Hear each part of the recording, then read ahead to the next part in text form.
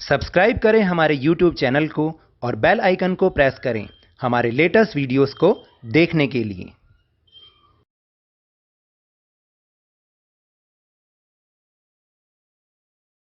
Hello and welcome to Lavneesh sir की class. आज की ये शिक्षा निदेशालय राष्ट्रीय राजधानी क्षेत्र दिल्ली की वर्कशीट नंबर 33 जो कि कक्षा 7वीं के विद्यार्थियों के लिए है।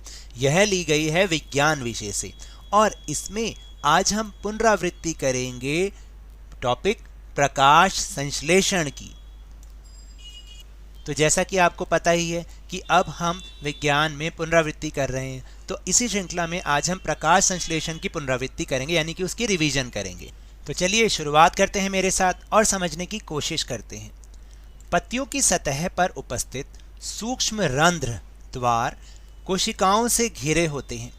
ऐसे छिद्रों को रंध्र कहते हैं। देखिए, अगर आप पत्ती को ध्यान से देखेंगे तो उसमें बहुत छोटे छोटे छिद्र होते हैं, जिसमें से जो है वो जब कार्बन डाइऑक्साइड को लेते हैं अंदर और भोजन बनाते हैं तो इन रंध्रों का वो उपयोग करते हैं। ऐसे छिद्रों को हम रंध्र कहते हैं। क्या कहते हैं? रंध्र। पत्तियों में एक हरा वर्णक भी होता है, यानी जो हरा रंग होता है, जिसे क्लोरोफिल कहते हैं। क्या कहते हैं? क्लोरोफिल।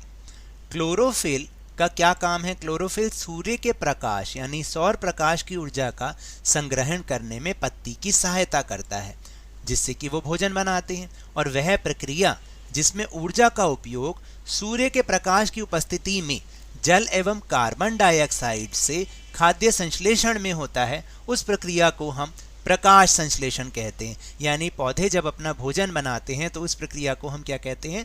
प्रकाश संश्लेषण क्रिया कहते हैं। और इसमें क्या होता है कि क्लोरोफिल जो हरा रंग है वो सूर्य के प्रकाश को इकट्ठा करने में पत्ती की सहायता करता है, और फिर सूर्य के प्रकाश की उपस्थिति में जल और कार्बन डाइऑक्साइड के द्वारा खाद्य संश्लेषण यानी खाद्य बनाने की प्रक्रिया होती है, जिसे हम प्रकाश संश्लेषण कहते हैं, जो कि इस चित्र में बहुत भली भांति दिखाया गया है। एक एक चीज़ को देखिए आप।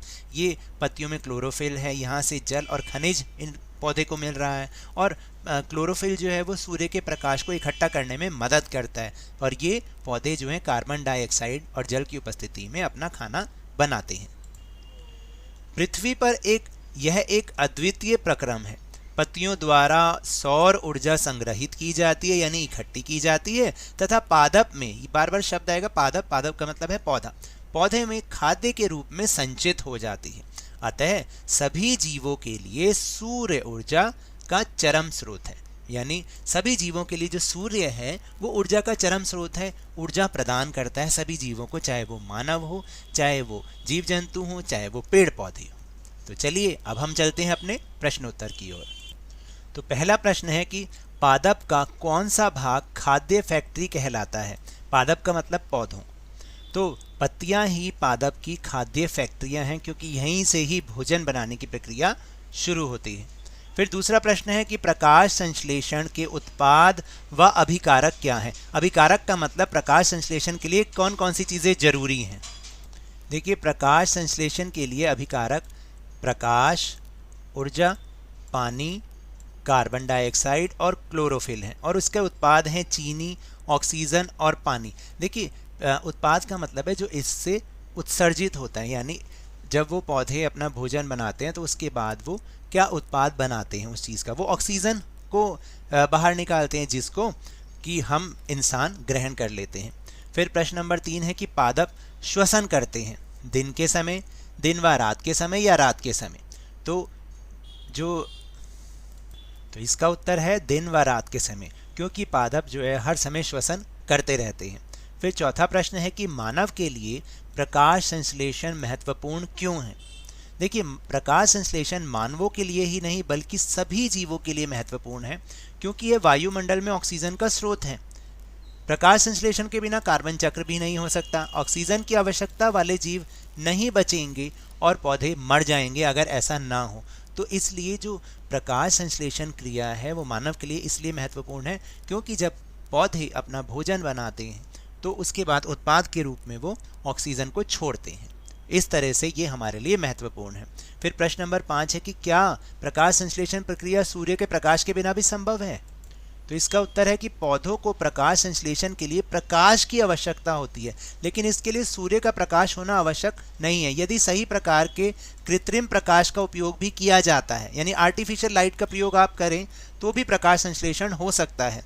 रात में रोशनी के साथ जिसमें नीली और लाल वेवलेंथ होती है, यानी ऐसी रोशनी जिसके अंदर जो है लाल और नीली वेवलेंथ का मतलब होता है कि जैसे हमने समझाया था कि भाई सूर्य की रोशनी में कई सारे रंग मिक्स होते हैं, ऐसी रोशनी वाले से अगर आप करेंगे, आर्टिफिशियल प्रकाश का उपयोग करेंगे, तो उसमें भी प्रकाश संश्लेषण हो सकता है। फिर प्रश्न नंबर 6 है कि पत्तियों की सतह पर उपस्थित सूक्ष्म रंध्र द्वार कोशिकाओं से घिरे होते हैं। ऐसे छिद्रों को क्या कहते हैं? ऐसे छिद्रों को रंध्र कहते हैं। तो ये तो थी आज की वर्कशीट। अगर मेरे इस तरह समझाने से आपको थोड़ा सा भी समझ में आया हो तो इस चैनल को ज़्यादा से ज़्यादा सब्सक्राइब कीजिए, लाइक कीजिए और बहुत ज़्यादा शेयर भी कीजिए। और हाँ, मेरे साथ इसी तरह आसानी से वर्कशीट को समझते रहिए, लेकिन ध्यान और मन लगाकर पूरी मेहनत और लगन के साथ ऑनलाइन ही सही पढ़ते अवश्य रहिए। और अगर आपको कोरोना वायरस को हराना है तो मास्क अवश्य लगा के रखिए, और जब भी संभव हो, जब भी उपलब्ध हो, इसका टीकाकरण अवश्य कराएं, क्योंकि कोरोना को हराना है और ज़िंदगी को एक बार फिर से सुहाना बनाना है। इसी उम्मीद के साथ बहुत बहुत धन्यवाद।